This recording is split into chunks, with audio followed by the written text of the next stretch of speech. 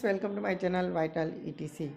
तो फ्रेंड्स, आज हम बात करने वाले हैं class 10 science important questions.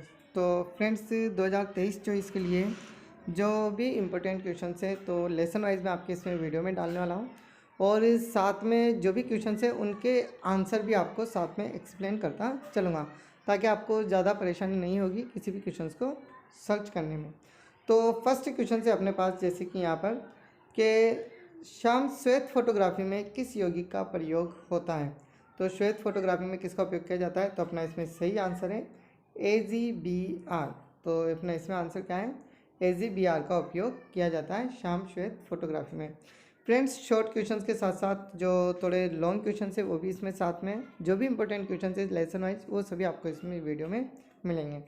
Next question की बात करते हैं इसमें कि सिल्वर नाइट्रेट के विलयन में सोडियम क्लोराइड का विलयन मिलाने पर, सिल्वर नाइट्रेट का मतलब यहाँ पर क्या हो गया अपने पास, सिल्वर नाइट्रेट AgNO3, ठीक है। इसके अंदर क्या मिलाया जा रहा है, सोडियम क्लोराइड का विलयन। तो सोडियम क्लोराइड को हम क्या बोलते हैं, NaCl। तो सोडियम क्लोराइड का विलयन मिलाने पर किस पदार्थ का श्वेत अवक्षेप बनता है। तो यहाँ पर ध्यान रखना फ्रेंड्स, एक विस्थापन अभिक्रिया होती है कि सोडियम क्लोराइड के स्थान पर कौन आ जाता है, सिल्वर आ जाता है, ठीक, और क्या बन जाता है, AgCl। तो श्वेत अवक्षेप किसका बनता है, यहाँ पर AgCl का श्वेत अवक्षेप बनता है कि सिल्वर नाइट्रेट में सोडियम क्लोराइड मिलाने पर। नेक्स्ट बात करते हैं इसमें, नेक्स्ट क्वेश्चन से अपना, दानेदार जिंक की तनु H2SO4 से क्रिया कराने पर। तो जिंक की क्रिया किससे करा रहे हैं हम, यहाँ पर H2SO4 से क्रिया करा रहे हैं कि जिंक की तनु H2SO4 से क्रिया कराने पर, मतलब यहाँ पर आप एक चीज़ ध्यान से समझो, एक कंफ्यूज करने के लिए सिर्फ इस तरीके से दे दिया, अदरवाइज सिंपल है कि जिंक क्या है, एक धातु है, और धातु की क्रिया किससे करवाई हमने, अम्ल से। H2SO4 क्या है, अम्ल है। और जब हमने पढ़ा है कि धातु जब अम्ल से क्रिया करती है तो कौन सी गैस देती है, हाइड्रोजन गैस।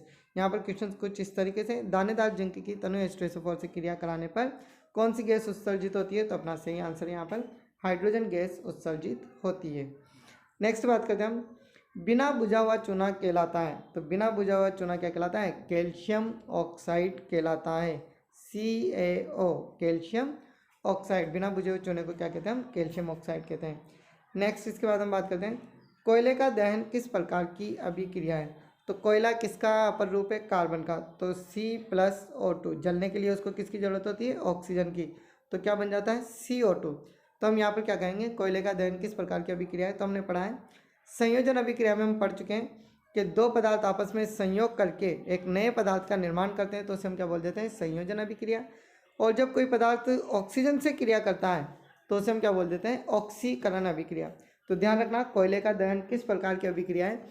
यदि आपको दोनों ऑप्शंस में मिले, एवैसे में अगर ये क्वेश्चन आता है और दोनों ऑप्शंस में आपको मिलता है, तो हम सही आंसर यहाँ पर क्या लगाएंगे, ऑक्सीकरण और संयोजन अभिक्रिया। नेक्स्ट बात करते हैं इसके बाद, अवक्षेपण अभिक्रिया से आप क्या समझते हैं। तो अपना आंसर सिंपल सा है, जब किसी अभिक्रिया में उत्पाद के रूप में अविलीय पदार्थ बनता है तो उस अभिक्रिया को हम क्या कहते हैं, अवक्षेपण अभिक्रिया कहते हैं। कि कोई भी अभिक्रिया है, यदि उसमें अविलीय पदार्थ बनता है तो वहाँ पर हम उस अभिक्रिया को किस नाम से जानेंगे, अवक्षेपण अभिक्रिया के नाम से जानते हैं। ऐसा पदार्थ जो उसके अंदर विलय नहीं हो, उसके अंदर पूरी तरह से वो घुलता नहीं है, तो उसको हम क्या बोल देते हैं, अवक्षेपण अभिक्रिया कहते हैं। नेक्स्ट, ऑक्सीकरण तथा अपचयन के बारे में बताइए। तो ऑक्सीकरण और अपचयन में अंतर पूछा भी जा सकता है, या इसको हम अलग अलग भी इसके बारे में बता सकते हैं।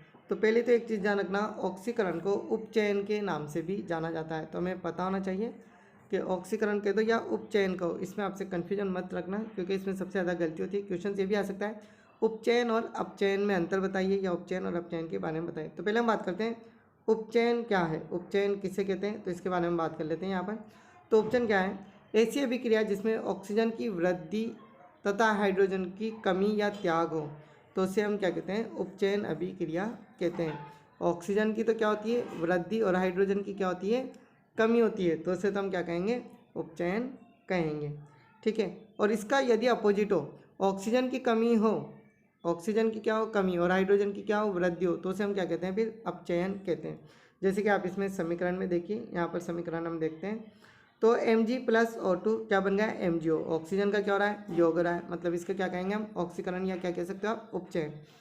Cu+O2 क्या बन गया Cu, तो इसमें भी ऑक्सीजन की क्या हो गई, वृद्धि हो गई, तो इसको भी हम क्या कहेंगे, ऑक्सीकरण कहेंगे।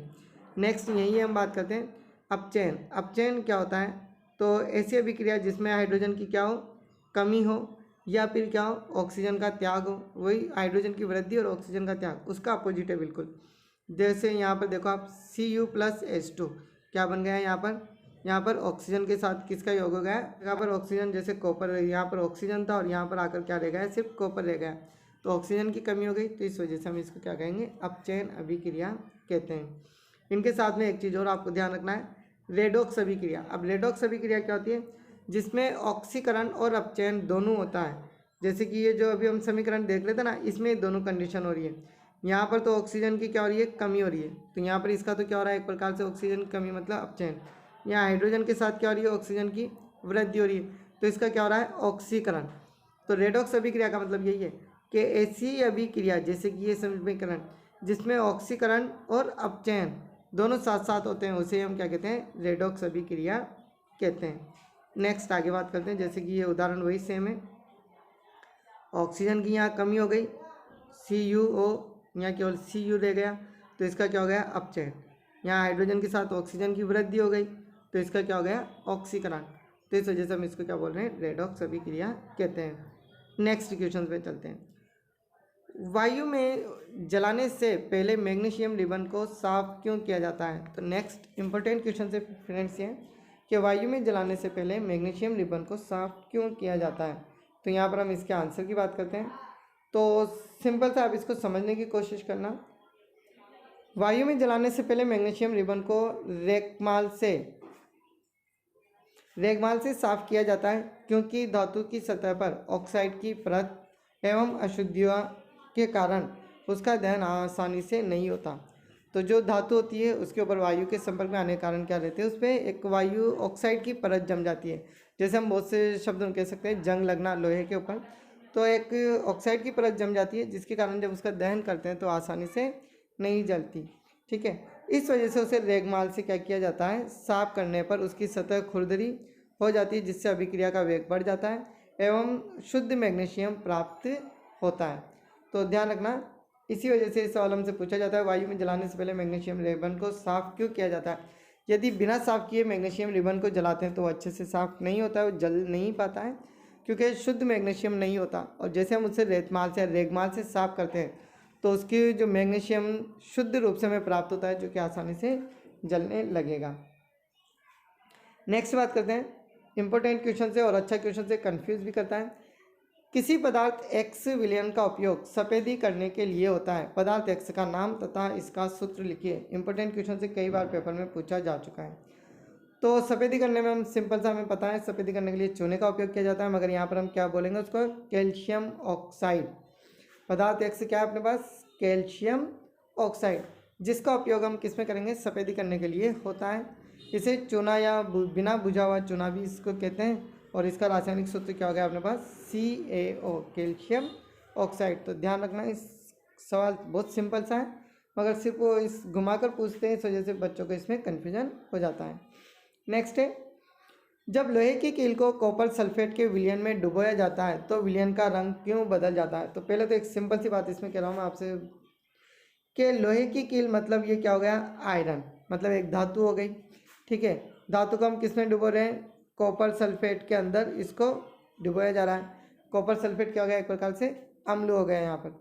तो धातु की जब अम्ल के साथ क्रिया कराते हैं तो सबसे पहली चीज़ तो यहाँ पर हाइड्रोजन गैस निकलती है। ठीक, और यहाँ पर एक नया पदार्थ बन जाएगा FeSO4।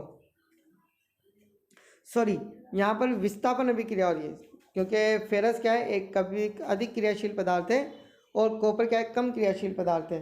तो ये फेरस क्या कर देता है, उस कॉपर को यहाँ से विस्थापित कर देता है और फेरस सल्फेट बनाता है।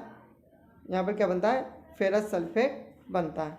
इस वजह से यहाँ पर क्या होता है, उसका रंग बदल जाता है। तो यहाँ पर देखो एक बार, जब लोहे की कील को कॉपर सल्फेट के नीले रंग के विलयन में डुबोया जाता है तो लोहा क्या करता है, कॉपर को विस्थापित कर देता है और फेरस सल्फेट बनाता है।